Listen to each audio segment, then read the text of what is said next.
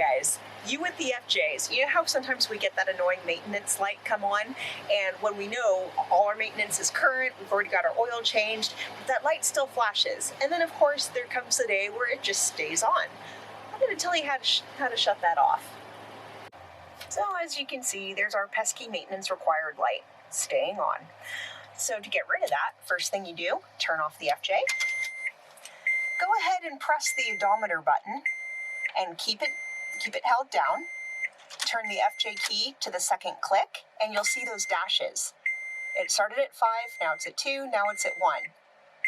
Perfect. So now we're going to go ahead, take our finger off the button, and as you see, the light is gone. So I've gotten this question so many times from you guys. How the heck does someone my size get into the FJ? Answer? Super easy.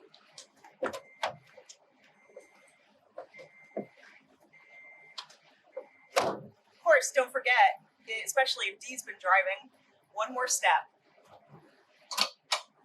Now we're ready to go. But Rachel, how do you get out of the FJ? Again, super simple. First, as any FJ driver knows, put the seat back all the way so you don't crush your knees on the dash. Open up the door. Jump out.